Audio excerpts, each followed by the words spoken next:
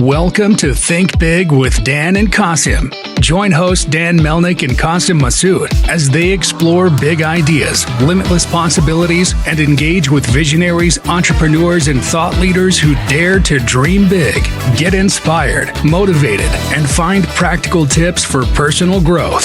Think big, dream bigger, and ignite your potential.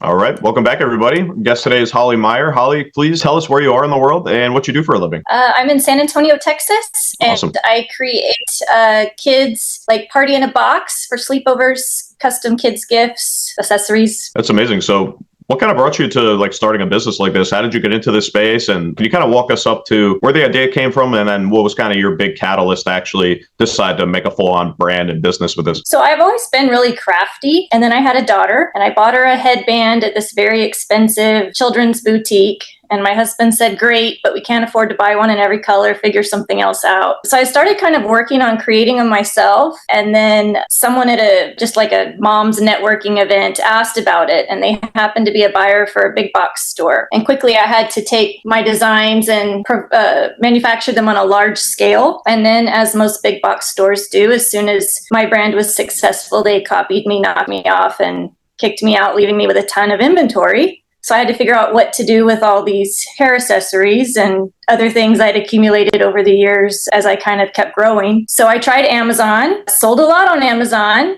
but Amazon is a beast and they have created an unrealistic buying platform. So I sold, for instance, $19,000 worth of wings in October, and I got $19,000 worth of wings returned to me in January because Halloween falls in their extended return period. All of them saying they didn't arrive in time, even though there was proof they were delivered within 2 days. I lost shipping both ways.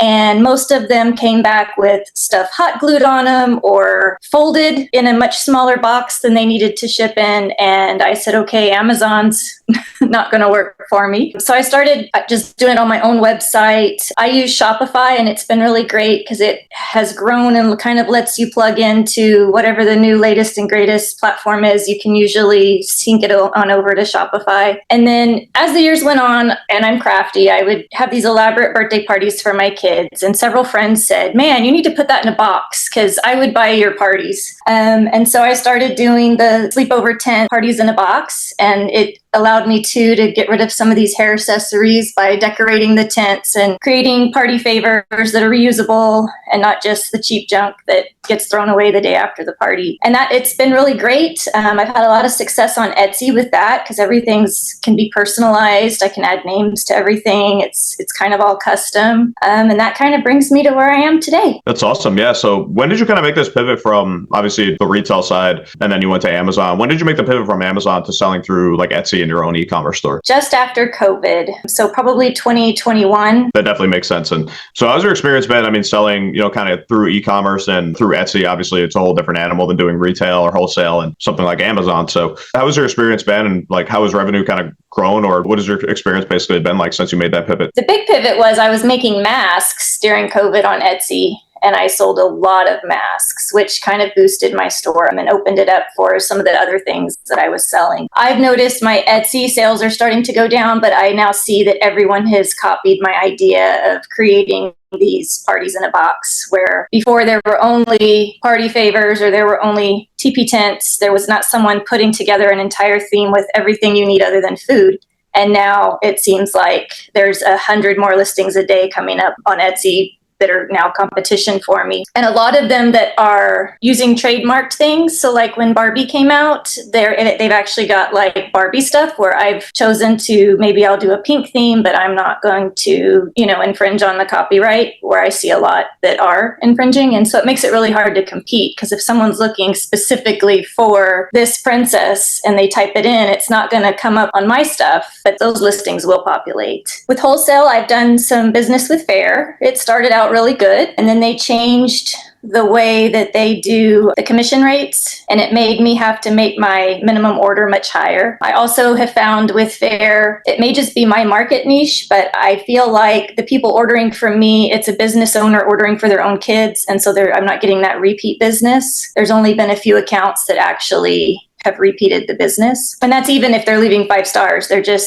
I think they're ordering for kids and then they're done. So I'm kind of looking into trying to create a wholesale option on my own website, just because I do have a few wholesale customers, and being able to take out those commissions would allow me to lower the prices and make a little bit more. I see you also have, I think there's something on the website, like wedding related. Is that kind of a new development for what you're trying to work on, maybe like on the wholesale side for like wedding planning and things like that? It always stems from something someone asks me to do. Oh, can you make this for me? Like, it's a friend. And I'm like, okay. And it's a labor of love. And then as I figure it out, I'm like, okay, well, I can't do all of this, but I could make bottle openers, or I could make koozies or whatever. And so I slowly try to add those to my website. And then a lot of the hair accessories we have really work well for weddings and flower girls and things like that. I see. That's cool. So when you think about wholesale, I suppose like kind of real, like more specific verticals have you worked in before, and what are you looking to get into? Is it more like retail stores, like, selling through like a Party City or something like that? Or is it more like direct to people that would like use this for, I don't know, like a wedding venue or like something like that? Can you tell me a little bit more about like the kind of verticals you're working in with wholesale? So I think after my experience with the big box chain here in Texas, that really was not a good one. I don't know that I want to go that big. I really get joy and enjoy doing things on a smaller scale that are more personalizing each item, and being able to really, make an impact in it, be a child's life that's being celebrated, or a special occasion where it's a lot more personal. And so other than some of the items that I have that I can do wholesale, it's a channel I'll leave open, but it's not really where I want to go in the future. I'd rather sell directly to the consumers and let them tinker with it exactly how they want. It says, contact me if you want to customize or change. Maybe someone can't afford one of my party boxes, so they contact me and they say, this is the theme I'm looking for. How can we tweak it where I can afford it, but still get some of the things that I really want? Or I need enough for 20, not for 3, or things like that. Yeah. The majority of what you're doing, you would say, is kind of more like, direct to, people who come ask you about it, kind of working with them personally, even doing like custom orders for a lot of those folks. Correct. I really enjoy the custom orders. I really enjoy it when someone calls me and says, hey, my daughter likes this. What can you do? And I kind of get to create something new. That's the fun in it. Yeah, it's interesting because, it's obviously unfortunate and annoying. And it's a story I hear all too often with one on the retail side, being in a retail store with a novel idea that you find, so they're just like pumping something out similar and then they stop their business with you. But also doing things like Etsy, if you don't go and get like some kind of design patent that can take you years to get, is obviously just as liable to happen again. So I'm curious, like, do you think it would be like a really big differentiator to kind of maybe take like the custom orders as like maybe a more just like general strategy for it, as like I don't know, I'm just kind of like brainstorming about, it seems like these things are kind of getting flooded since you put this out into the market, and I wonder if that might be a way to kind of further differentiate yourself. Yeah, it's possible. Because it's just me and I wear all the hats, it's hard to keep up with social media and creating new products and creating the orders that I do have and shipping the orders that I have. So I kind of move at a slow pace just because it's just me. But I'm kind of happy with it that way. It's everything that I want it to be. And then I get to make sure that the customer gets the best possible experience, because I'm not handing it off to several other people. Right. Yeah. Have you looked into, like, at any point, like potentially like outsourcing your manufacturing or like your designing anywhere? Those can be difficult to do, especially with such novel ideas like this. Have you looked into it and decided against it, or is it you just knew like this is something that you just want to do on your own? So when I was in the big box, I did have to outsource a lot of the hair accessories. I get bits and pieces outsourced, like fabric or parts or this item or that item. I like to finish some pieces of it just on my own so that it remains not mass produced anywhere. I try to keep at least 1 or 2 of the components, something that someone else couldn't contact the same manufacturer and have box it up and copy me so easy. That definitely makes sense. And this was curious too. There's one question I always like to ask everybody that comes to the podcast, right? I know you've been doing this since, I believe you said 2018, 2019, kind of right before COVID, right? Yeah. Right. So my business started in 2009, but just the flow of really getting into the online portion of it was around 2021. Right. Okay. So are you still selling on Etsy, or you really moved like mostly to just like the e-commerce site selling direct now? I am still selling on Etsy, I am really spending a lot of time right now trying to make my website where people can input personalization details and really figure out how to draw people to my website so that I can move away from Etsy. If I can ever move away from Etsy, it also allows me to lower the price for people because I'm not paying that commission. Right. Yeah. And what kind of like marketing verticals do you utilize to drive traffic either to the Etsy store or I know those things like Everbee for Etsy is kind of like separate tools. I like go into like analytics on those platforms, but I guess to, drive more traffic to your e-commerce website direct, are you doing any paid ads or are you running ads on social media platforms? What's your kind of general outlook on the marketing side of things for your e-commerce site? I've tinkered a little bit with some marketing and I've never seen a return on investment. So I have found just writing blogs and making sure they are found like on Pinterest or Medium or things like that. Trying to create more social media posts, even though I'm way behind on that, has brought me just as much as anything I've ever paid for. Yeah, no, that definitely makes sense. I think the organic kind of marketing strategies these days can be the most effective and cost effective for that matter. So if you're having some success there, you can definitely see that. And so I guess just tell me, like, what's like the newest thing on the site? I see that there's a good amount of like, different types of SKUs on here. So what has kind of been the most recent like advent for you? Like, what's the newest thing that you've been working on and selling? I guess the newest thing is I'm trying to